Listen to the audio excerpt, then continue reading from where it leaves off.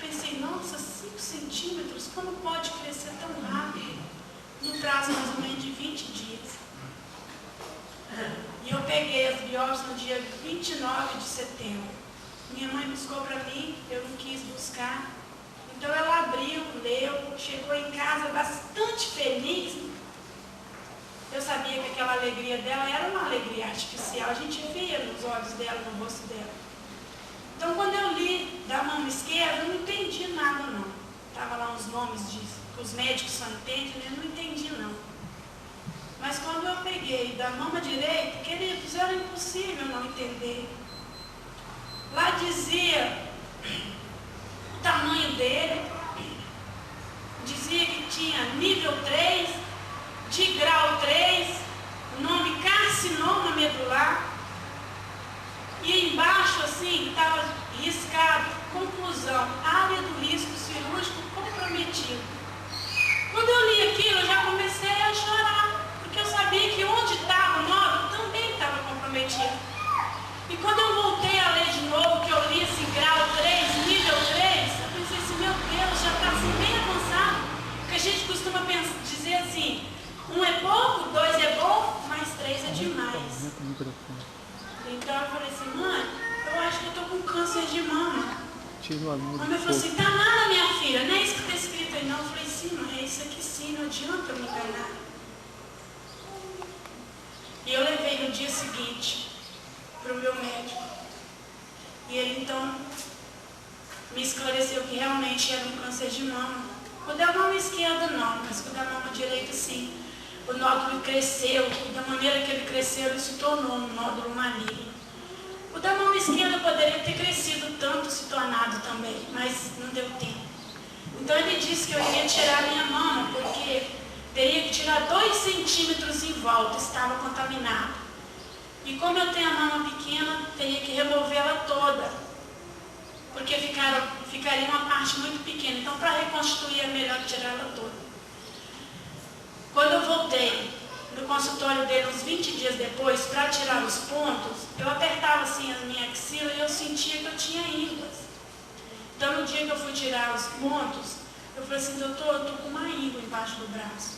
Aí ele olhou, tirou os pontos e falou assim, Joel, vou falar uma coisa para você. A gente só dá íngua quando a gente tem feridas no corpo e essas feridas estão inflamadas. E as suas não têm, os seus cortes estão perfeitos. Então ele analisou e ele me disse que o que eu tinha na axila também era um tumor, também era um nódulo. E eu fiquei pensando, como da mama saiu para aqui? Então ele me pediu alguns exames. E eu vim fazer esses exames para poder fazer a cirurgia. Quando eu voltei no consultório dele para ele ver os exames, eu passava a mão no meu ombro e eu sentia que no meu ombro também tinha alguma coisa, na minha axila esquerda também tinha alguma coisa. Eu cheguei e falei para ele, doutor, eu estou com íngua. Ele olhou para mim, olhou bem nos meus olhos e falou assim, Joel, eu já falei para você que você não tem ínguas. Eu falei, eu sei, doutor. É que eu não quero falar o que é isso. Então ele analisou, viu que realmente no meu ombro tinha alguns carocinhos e na minha axila esquerda também. Aí eu ficava assim mais preocupada, como que tinha passado para cá e tinha passado para cá. E era também da mama. E eu não entendia o que estava acontecendo. Então ele disse assim, eu vou te internar no dia 17 e primeiro nós vamos tirar esse seu nódulo do ombro e da axila esquerda, para depois a gente ver o que vai fazer. Então eles me internaram e tirou do meu ombro e da minha axila esquerda, e lá tinha um homem que iria fazer os exames na hora. Se eles fossem malignos, eles não iriam tirar a mama. Se eles fossem benignos, iria tirar a mama. E deu que o do ombro também eram tumores malignos, eram 3 tumores pequenininhos. Quando eu acordei, que eu vi que eu estava com a mama, eu fiquei assim muito feliz, eu fiquei satisfeita. E eu fui para o quarto, eu vi que o Aladim estava lá, ele estava assim sorrindo, mas eu vi que ele tinha chorado. Então eu perguntei, o que deu, meu bem, os nódulos do ombro?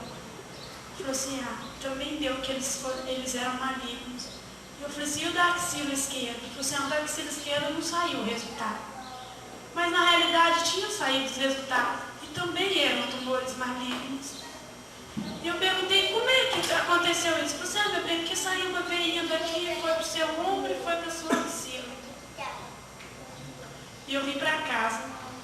E ele então me explicou que os médicos iriam entrar com as quimioterapias para evitar que saísse mais alguma parte do meu corpo. E depois de alguns dias eu peguei as outras biópsias. E o da minha axila esquerda também era maligno. E lá estava escrito metástase. E eu queria saber o que era metástase. E a minha cunhada me ligou, então eu perguntei, Maria, o que é metástase? Ela é algumas veinhas que andam no corpo. Eu falei, não, Maria, fala para mim o que é. Então ela disse que metástase é quando a gente tem um câncer que ele dá em outra parte do corpo, é metástase. Isso quer dizer que espalhou. Quando ela disse que tinha espalhado, eu fiquei assim, bastante triste. Mas eu tinha momentos de tristeza, mas Deus, irmãos, Ele é tão bom e tão maravilhoso que eu chorava alguns minutos, algumas horas, e Deus, Ele vinha limpar as minhas lágrimas e eu continuava a minha vida sorridente, feliz, fazendo os trabalhos na igreja, trabalhando em casa. Eu nunca desisti de viver por causa disso.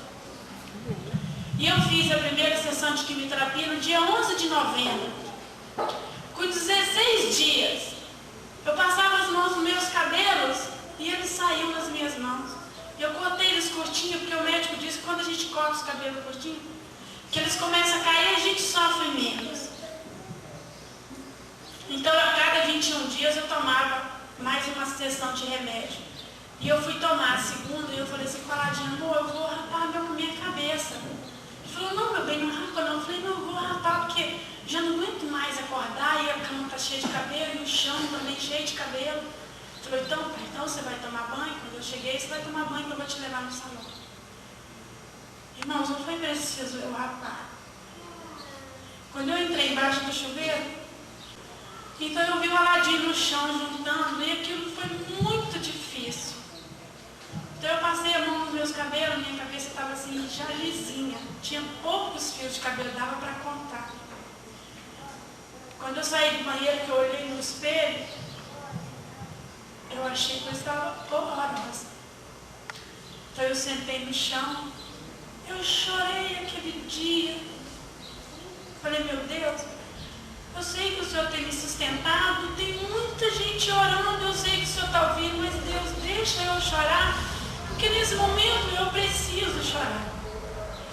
Mas quando eu saí de dentro do meu banheiro, eu não quero que o Senhor Jesus me deixe chorar por causa de cabelo, porque eu sei que o Senhor pode me dar cabelos novos. E assim foi, irmão. Quando eu saí de dentro do meu banheiro, foi como se tivesse passado por mim alguma coisa e tirado toda aquela tristeza. E passou realmente. Então demais, eu não importei mais com careca, com cabelo, nem com mais nada. Então eu tomei a terceira, tomei a quarta, tomei a quinta. Quando eu cheguei na metade, eu já cheguei feliz. E Deus me deu um presente. Na nossa igreja hoje tem uma família que se batizou. Eu costurava e ela bordava para mim, a Lucinha. A Lucinha chegou para mim e falou assim, Joel, você está doente por minha culpa. Falei, não, Lucinha, não fala isso não. Ela, não, Joel, mas tá. Foi preciso Deus permitir que você ficasse doente. Como eu gosto muito de você, eu preciso voltar para a igreja para clamar a Deus por você. E isso, irmãos, todas as vezes que eu tomava quimioterapia, que eu pensava em reclamar, eu lembrava disso. Eu falava, não, meu Senhor, não vale a pena reclamar. Vale a pena a gente suportar, porque o Senhor me deu uma segurança, me deu um porto seguro. Quando eu cheguei na quinta sessão, eu cheguei assim, muito feliz, eu estava contente, satisfeita, porque eu iria fazer a última. E eu imaginava assim, que os médicos iriam tirar a minha mama, iriam me dar algumas sessões de radioterapia e eu ia ficar limpinha. Era isso que eu pensava, era isso que eu queria. E o Aladinho, ele foi ficando assim muito diferente dentro de casa. Ele via muita televisão, conversava pouco, e ele não é assim. E eu fui ficando triste, porque eu achava assim que ele não estava se importando comigo. Mas na realidade ele sabia de algo, irmãos, que eu não sabia. E então quando eu fiz a última, eu estava assim bastante eufórica. Eu falei, doutor, e agora o que o senhor vai fazer comigo? Ele, calma menina, vai tomar o seu remédio, eu vou te dar 30 dias de folga. Quando der 30 dias você volta aqui. Aqueles 30 dias para mim foram como uma eternidade. Eu queria que passasse logo. E chegou. Eu fui para o consultório no dia 10 de abril. Quando eu cheguei no consultório, eu não queria nem sentar. Eu já perguntei logo, doutor Wesley, o que o senhor vai fazer comigo? Calma, senta aí. Eu sentei. O doutor Wesley, ele pegou um pedaço de papel e ele desenhou uma boneca. Então eu perguntei, e agora, doutor, o que o senhor vai fazer? Eu fiz um exame com o nome de imunohistoquímica. Esse exame, ele disse se o câncer ele era genético ou não. E no meu caso, ele não era genético. Nem minha mãe, nem minhas filhas, provavelmente ninguém da família vai ter. E esse exame, ele deu todos os fatores do sangue, deram negativo. E eu achei bom negativo. Porque quando a gente faz um exame assim que dá negativo, a gente acha que é bom. E então ele colocou lá os fatores, que são 4. E ele disse assim, Joelma, eu queria que tivesse dado 2 desses fatores aqui positivos. Eu falei assim, uai doutor, o senhor é o primeiro médico que quer que tenha dado positivo, negativo não é bom? Ele, não minha filha, negativo não é bom. Se você tivesse dado 2 desses fatores aqui positivos, eu tinha tratamento para você. Mas como você deu, eu não posso mais fazer nada por você. A sua doença, ela chegou ao último estágio e ela está muito avançada e eu não tenho remédio para você. Queridos, quando o doutor Wesley, ele disse isso para mim, ele me deu ali a sentença de morte. Eu abaixei a minha cabeça, depois eu levantei, olhando como se eu estivesse olhando para o alto e falei, meu Deus, eu não sei se agora eu choro ou se eu te agradeço. Mas, irmãos, naquele momento eu não queria agradecer, eu queria era chorar. O médico disse que se eu tivesse dado, eu iria tomar uma medicação durante 5 anos e isso iria evitar que saísse mais tumores. Então, como ele não tinha remédio, meu corpo estava à mercê de sair tumores. Eu falei, doutor, eu vou passar o resto da minha vida, então, vigiando o meu corpo para ver se sai tumor. E se sair, vocês vão me dar remédio para ver ainda se as quimioterapias combatem? Ele falou assim, não, minha filha, você não vai só vigiar. Você vai orar e vigiar. E eu vim para casa, ele me pediu para fazer alguns exames, porque ele queria ver se tinha saído mais algum tumor em algum lugar. Porque a quimioterapia, irmãos, ela já não fazia efeito em mim. Desde a primeira que eles me deram, eles sabiam que ela não faria efeito. Eles deram uma outra droga junto com a quimioterapia para ver se podia fazer alguma coisa. Eu tinha um nódulo embaixo da axila direita, bem grande, eu pegava nele, ele parecia ser do tamanho de um limão, esse limãozinho branco que a gente conhece. E o Aladinho, ele sabia disso desde o início, por isso que ele estava assim, tão diferente, tão... Na realidade, ele me via feliz e ele ficava triste, porque ele sabia que não tinha jeito. E então eu vim para a igreja naquela noite, a gente estava tendo 40 noites de oração. Então eu falei para os irmãos, a situação é assim. Eles falaram, Joelma, a gente vai continuar orando. E Deus vai fazer algo por você. Irmãos, eu chorei aquela noite toda. Chorei a sexta-feira. E eu não conseguia ajoelhar e clamar e orar ao nosso Deus. Aquele dia eu queria só chorar. Eu sentei na beira do meu guarda-roupa e falei, meu Deus, eu nunca reclamei, mas agora eu preciso questionar com o Senhor. Eu levei 9 anos para ter uma outra filha. Por que o Senhor me deu, então, já que eu não vou criá-la? O que eu vou fazer com as minhas filhas? Então foi naquela semana que deu também aquele caso daquela menina que provavelmente os pais mataram.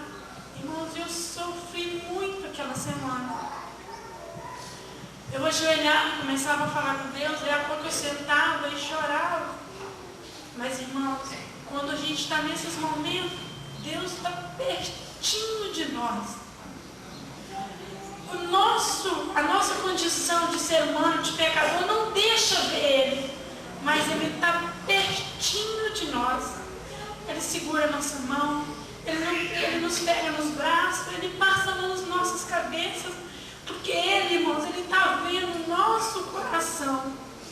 E ele entende que aquele momento de fraqueza do ser humano pode ter. A gente não precisa ser forte o tempo todo, não. Ele permite isso. Eu fiquei alguns dias sem fazer os exames, eu queria me dar algumas férias. Então, naquela sexta-feira, eu tinha que pedir, fazer um combinado com Deus. O primeiro era que se ele me desse tempo para mim criar as minhas filhas, uns 7, 8 anos, para mim estava bom. Depois ele podia fazer o que ele achasse melhor da vontade dele. A segunda é que se ele pudesse me dizer que essa era a cruz que ele tivesse para me carregar o resto da minha vida, que eu iria carregá-la, quantos anos eu vivesse, eu iria carregá-la, não me importava, mas eu queria que ele me dissesse que era a cruz que ele tinha me dado, porque eu não queria que isso fosse uma tentativa do inimigo para me destruir. Eu queria que fosse uma permissão dele. E a outra é que ele permitisse, irmãos, eu dormir todas as noites e não lembrar disso. E acordar também e não lembrar disso. Porque todos os minutos da vida, irmãos, eu lembrava disso. A gente pode falar assim, não, a gente não lembra. Lembra sim, irmão. Tudo que você vai fazer, você lembra que você tem uma doença que pode te matar. Chegavam pessoas lá em casa e falavam, será que eu vou ver essas pessoas aqui uns dias? E era assim a minha vida. Eu levei 20 dias para fazer os exames. E eu voltei no consultório do Dr. Wesley no dia 29 de abril. As minhas filhas, a Ana Vitória estava passando muito mal, então eu levei elas comigo, que de lá eu iria levá-la no médico. Irmãos, nós temos que orar 24 horas, porque o inimigo, ele dá alguns ataques, e isso nos impede de ver o nosso Deus, a sentir a presença dele.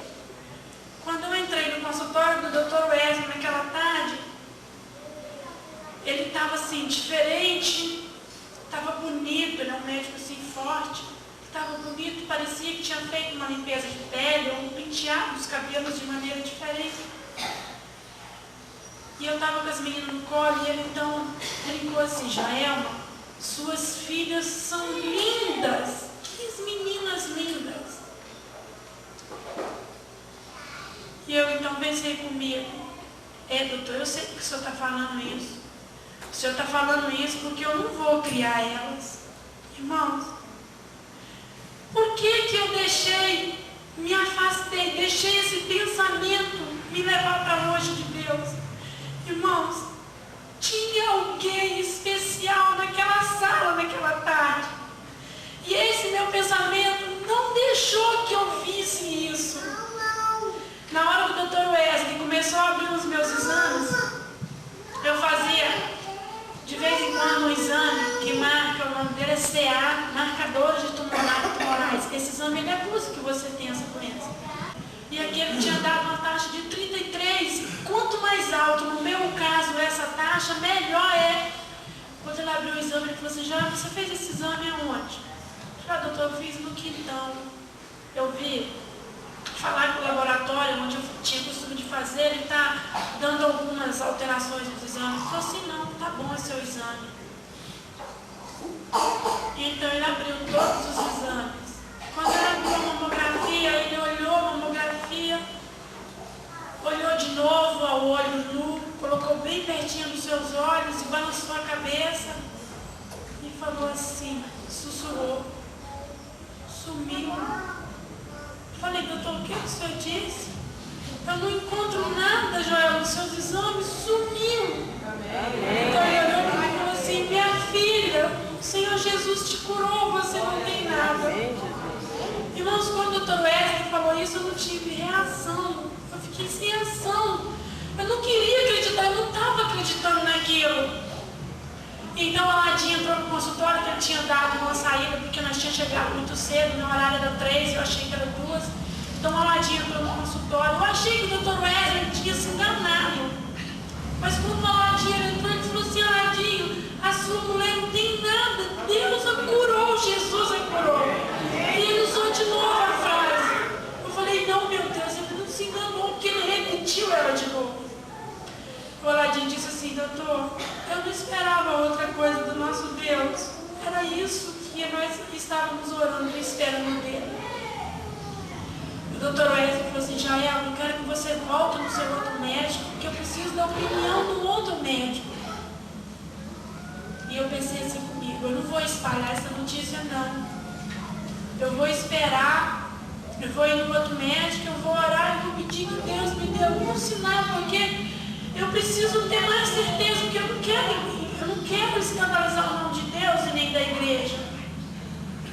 Pensei assim, pensei em combinar isso com o Aladinho. Então nós fomos para o médico com as meninas. Daí a pouco o telefone do Aladinho começou a tocar. Tocou 4 vezes. E uma delas era a Keila. A Keila, ela é a cunhada da Lorena e irmã do Nenê, que estão aí hoje. Ela não. E ela também tinha tido câncer de placenta e ela fazia tratamento com o Dr. Wesley.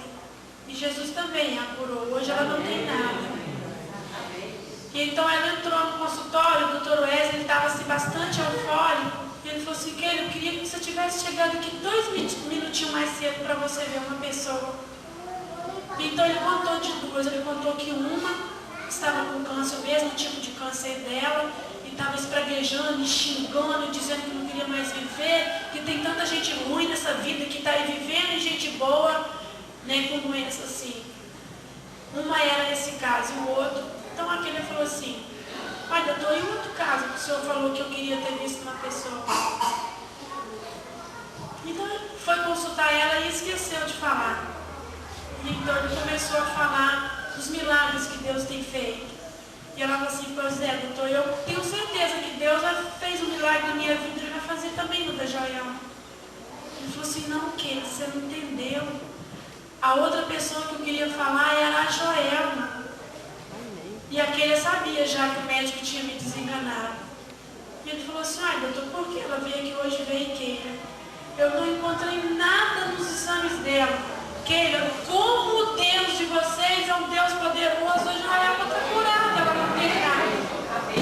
Então aquele ligou para a Lorena ligou, avisou a mãe dela, e a Eliette falou para algumas pessoas, e aquele ligou para a mãe dela, e a pouco a mãe dela me ligou, feliz da vida, e a Keila também me ligou.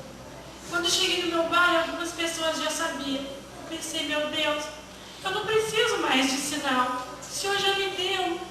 Quem sou eu para esconder isso que o Senhor fez na minha vida? Irmãos, no outro dia seguinte, eu não sei quem avisou o Edinho, ele falou no Novo Tempo.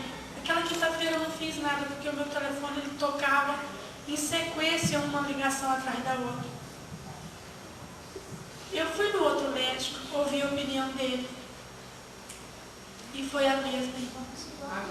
Ele disse assim: ó, agora no momento você não tem nada. Eu falei assim: ai, doutor, por que o senhor está falando isso? Porque pode ser que daqui 6 meses, um ano, volte. Então a gente vai fazer, agora a gente já está fazendo cirurgia em mulheres com metástases, e provavelmente você vai ser a primeira mulher que no Espírito Santo a fazer essa cirurgia. Eu falei: doutor, e se eu não quiser fazer? Ele falou assim: ah, você vai assinar um termo de responsabilidade, mas você não é obrigado. Eu falei assim: doutor, o doutor Wesley disse que eu estou curada. Ele disse assim: o doutor Wesley se arriscou muito. Eu falei assim: doutor, quando o senhor me disse que eu estava com câncer, o senhor perguntou se eu tinha fé, se eu confiava em Deus. Eu falei para você que eu tinha fé e confiava em Deus. E eu vou falar uma coisa aqui para o senhor. Doutor, nós já sofremos tanto com essa doença. Você acha que Deus iria deixar que um médico usasse 2 vezes a frase "você está curada" só para me deixar feliz por uns dias, sendo que isso não é verdade? Ele não, né? Já falei: não, doutor. Se Deus permitiu que o doutor Wesley dissesse isso 2 vezes, é porque isso aconteceu. E eu vou vir aqui no seu consultório a cada 3 meses. E quando completar, doutor, 5 anos, o senhor vai ter certeza do grande amor que Deus tem pelos seus filhos. Quando ele ouviu isso, irmãos, ele disse assim, tá, não está mais aqui quem falou. E eu tenho ido, irmãos, nas igrejas agradecer e contar esse milagre que Deus fez na minha vida. Irmãos, eu vou dizer uma coisa para vocês, não é que eu não acreditava em milagres, eu acredito porque a gente lê a Bíblia e vê que as coisas aconteceram. Mas eu achava que hoje, pela condição de nós seres humanos e pelo tempo que nós vivemos, o mundo que nós vivemos, Deus não fazia isso. E Deus me provou, irmãos, que Ele é o mesmo Deus de todos esses anos. Amém. E Ele vai continuar sendo. E eu digo para vocês, irmãos, não tem problema neste mundo que o nosso Deus não resolva. Amém. Ele ressuscitou um homem que estava podre, que estava morto há 4 dias. Por que ele não podia ter uma doença que diante disso é desse tamanho? Irmãos, basta apenas nós crer, confiar, porque Deus, Ele é o doador da vida. Eu sei que às vezes a gente chora, a gente clama para ficar curado de uma doença e às vezes a gente vê aquela pessoa no caixão. Mas às vezes é porque se ela fosse viver, ela não iria ganhar salvação. A gente não sabe os planos de Deus. Eu só sei, irmãos, que eu sou muito grata a Ele. Eu não sei quanto tempo eu vou viver, mas eu sei que eu vou dar louvores o resto dos meus dias por isso que Ele fez na minha vida. E que o Senhor Deus possa abençoar essa igreja. Eu estou muito satisfeita de vê-la cheia. Eu sei que alguns estão aqui porque queriam ouvir essa história. E eu espero que ela tenha servido para alguma coisa para vocês. E que o Senhor Jesus possa continuar abençoando a todos. Amém.